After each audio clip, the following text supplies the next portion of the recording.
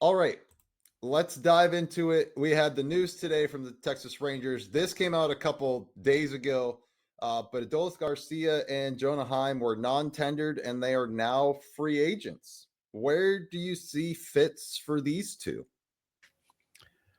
I mean, I actually didn't expect either one of them to necessarily become free agents. I thought they might become, trade options, but boy, I think Adolis Garcia is tough. He has not been the same guy since 2023. He has faded off. He is highly inconsistent. Jonah Heim, I still feel like there's a future for him. I'm not sure what kind of went wrong in Texas, but I will say, from the perspective of Texas, they are showing very much that they are in full blown tear it down rebuild mode. They realize that what they have isn't working, and they need to do something different. Yeah, teardown mode is an understatement because they sent out Marcus Semien to the Mets, and they get Brandon Nimmo in return. Now, this is probably pretty tough for Mets fans to swallow. Brandon Nimmo has been in their organization for a long time. He's got to be the longest tenured Met, correct? 10 years, yeah, he is. He's the elder statesman. Or was. I Oh, mean, yeah, was until yeah. today. He was.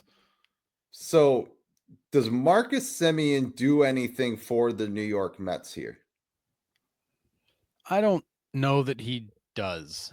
He's another guy who's been on a downward trajectory. He's what, 35 now. You're getting his 36, 37, 38 years or age seasons from him.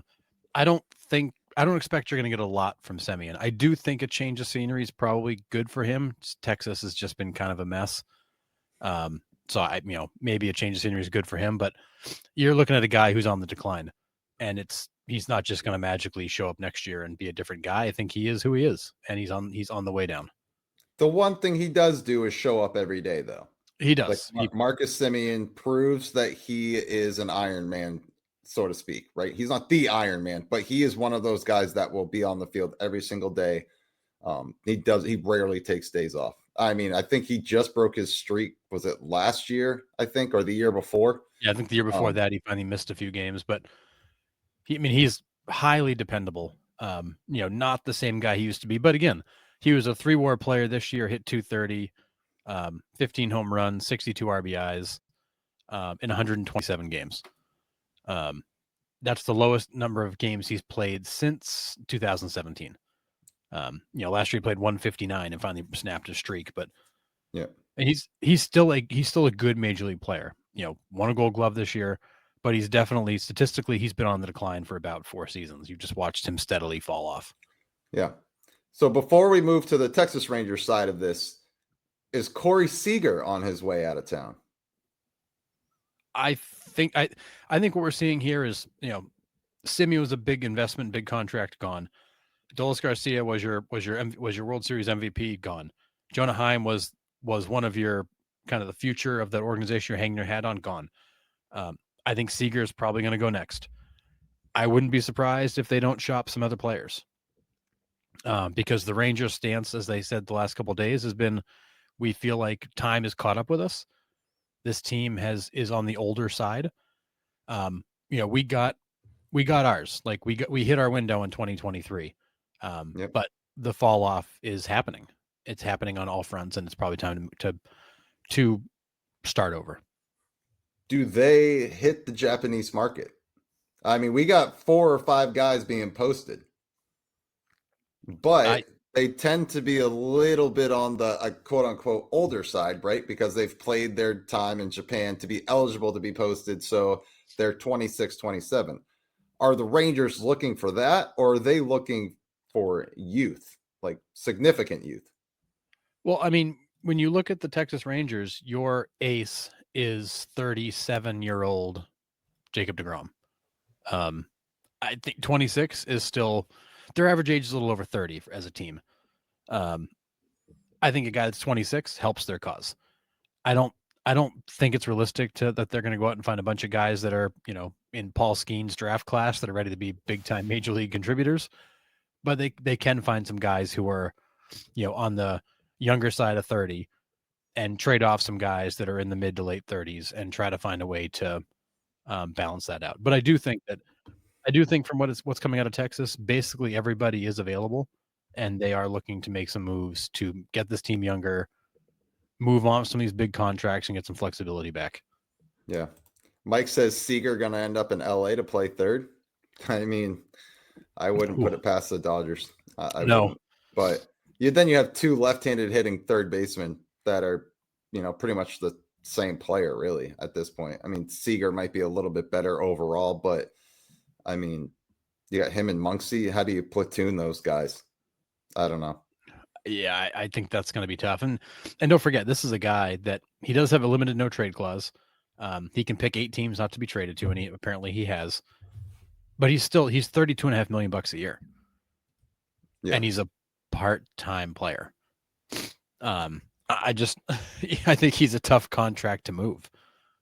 Don't forget, this was one of the largest. I think this was the largest contract signed in history when he signed it. Right. Obviously, we've seen bigger numbers since, but this is a monster of a contract to try to move.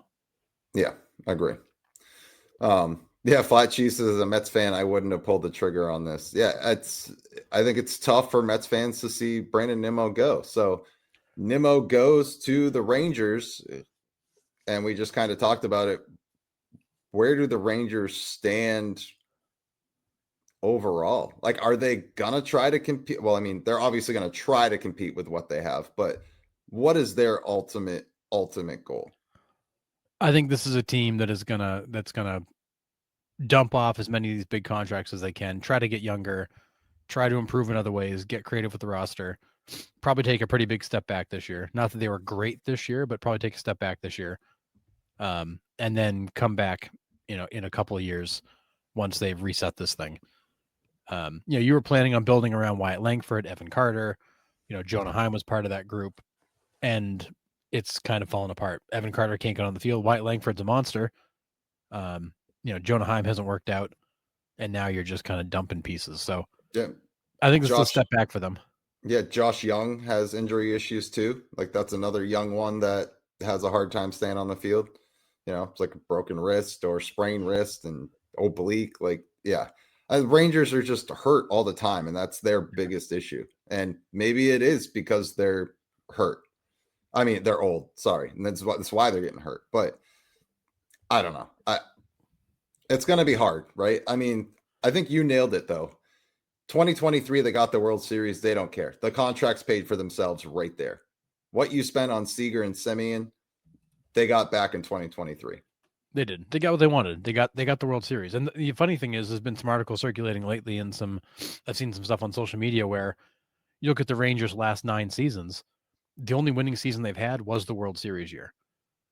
Yeah, this is a team that has been consistently underperforming for 9 years, except for the one season they kind of put it all together. Yeah. And if you're the Rangers, you just can't continue to plod along, uncompetitive most seasons. Right. And continue to spend that money and hang on to those players. Yeah, that's fair. Curtis Seager to Houston. I don't know if they trade him in the division. I know that's kind of a different thing now because division play doesn't matter as much as it did previously with a balanced schedule, but yeah, I don't know if Houston's the fit for Court. I keep saying Kyle Seager for Corey Seager.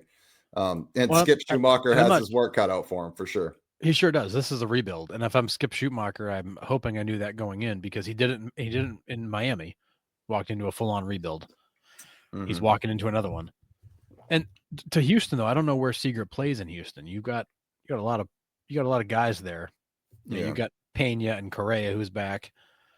I think your left side of the infield is pretty well set. Yeah. I don't know where else he would fit in. Fair. But to back to Nimmo too, like in our underrated players, like I called him like one of the most underrated players of all time because I think he's one of those players that has been consistently good for a long time. Fans just kind of like take for granted, and also expect more. And every year they talk about should they trade him, and now that he's gone, I think Mets fans are going to appreciate what they had because I view this trade as a win for Texas and a loss for the Mets because I don't think that Semien's any sort of upgrade, and Nimmo was such a big piece of that team. However, if they use this as a chance to go make some other moves, maybe it works out. But the Mets outfield is not exactly loaded with talent, and to get rid Yeah. of the one consistent guy as you had is tough. Yeah, I mean, yeah, other than Soto, obviously. Yeah. Vartino says, as a Mets fan, I hate to see Nimmo go, but realize New York needs to improve their defense, which now opens up the opportunity for the Mets to sign Kyle Tucker. My concern, however, Alonso is Nimmo's best friend. Will Pete now, if another offer is similar, leave New York? And that's a valid question because I don't know. I wasn't convinced Pete was ready to go back to the Mets. After the way the season ended this year and his reaction in that post-game interview, not even 30 seconds after the final out, I mean, it speaks volumes to me. Now, I'm not in the New York Mets bubble, right? This is just me from the outside looking in.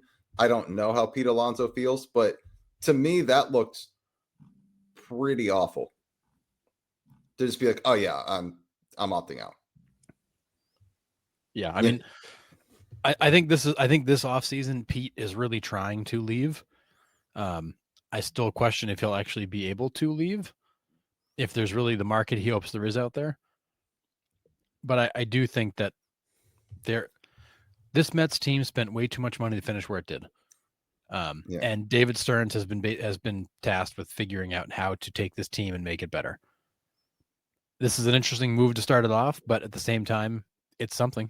And maybe they viewed second base as a weakness. But you just took on more money with Semien, didn't you?